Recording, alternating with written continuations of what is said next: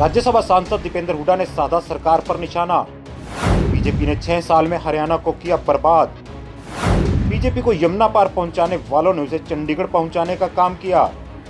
JJP BJP मिलकर भी नहीं जीत पाए जनता का विश्वास। बड़ौदा उपचुनाव की घोषणा के साथ ही हरियाणा में भी चुनावी बिगुल बज चुका है। ऐसे में हर राजनीतिक दल की नजरें अब बड़ौदा उपचुनाव पर टिक चुकी हैं। एक और जहां बड़ौदा हलके में बीजेपी के नेताओं का लगातार विरोध हो रहा है, ऐसे में कांग्रेस अपनी जीत को लेकर आश्वस्त नजर आ रही है। राज्यसभा सांसद दीपेंद्र सिंह हुड्डा ने बड़ौदा में होने वाले उपचुनाव को ऐतिहासिक बताते हुए कहा कि इस चुनाव में वे जनता के बीच सरकार के खिलाफ अविश्वास प्रस्ताव पेश करेंगे और जनता उनके अविश्वास प्रस्ताव को पारित करेगी। बड़ौदा का उपचुनाव एक ऐतिहासिक उपचुनाव होगा। इस चुनाव में जनता इस सरकार के खिलाफ अविश्वास प्रस्ताव पारित करेगी। हम जनता के बीच में सरकार के खिलाफ अविश्वास प्रस्ताव पेश करेंगे। मिनी रेफरेंडम होगा ये सरकार की कार्यशैली पर। 6 साल इन्होंने हरियाणा बर्बाद कर दिया। अभी पिछले साल जब चुनाव हुए थे 1 साल पहले विधानसभा के, तब भी लोग इस सरकार से पीछा छुड़ाना चाहते थे, प्रदेश को बचाना चाहते थे।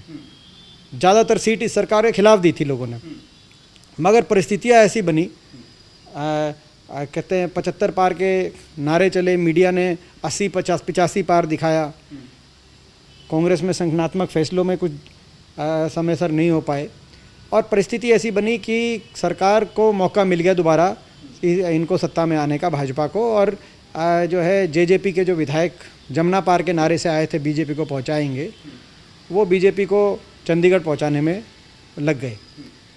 मगर जोड़ तोड़ करके सरकार तो बना दी, मगर जनता का विश्वास नहीं जीता इन्होंने, और ये 1 साल की कार्यशैली में भी नहीं जीता।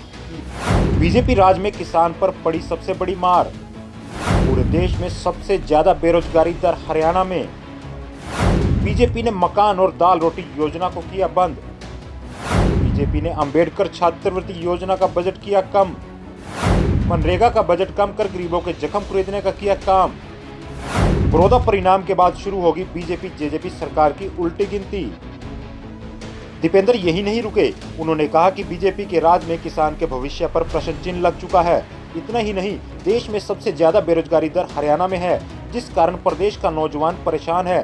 सरकार ने जनता के कल्याण के लिए बनाई गई कल्याणकारी योजनाओं को भी बंद करने का काम किया है।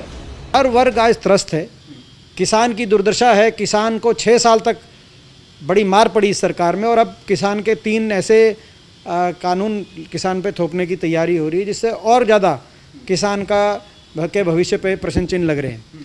किसान परेशान है। नौजवान, देश में सबसे बड़ी बेरोजगारी दर हरियाणा का नौजवान झेल रहा है, क्योंकि कोई फैक्ट्री लगी नहीं, कोई रोज़गार मिले नहीं, ना सरकारी रोज़गार उतने मिल पाए।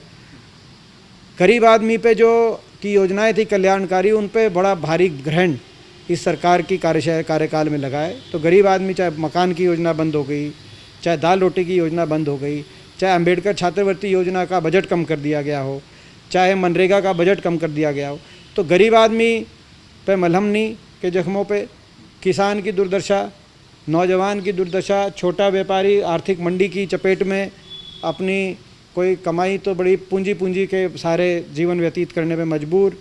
ऐसी परिस्थिति में बड़ौदा का चुनाव आया, उपचुनाव, और ये एक रेफरेंडम होगा।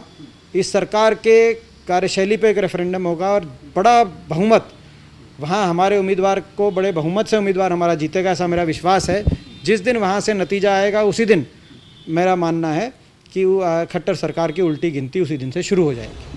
बड़ौदा विधानसभा में जेजेपी बीजेपी गठबंधन सरकार को लेकर लोगों में किस कदर गुस्सा है, इसका अंदाजा इसी से लगाया जा सकता है कि सरकार के कृषि मंत्री का वहां खुलकर विरोध किया गया। जनता के गुस्से के कारण ही आज कृषि मंत्री के अलावा बीजेपी का कोई भी दूसरा बड़ा नेता वहां प्रचार करता नजर नहीं आता। ऐसे में बड़ौदा में होने वाले उपचुनाव का परिणाम क्या होगा, इसका अंदाजा भी आसानी से लगाया जा सकता है।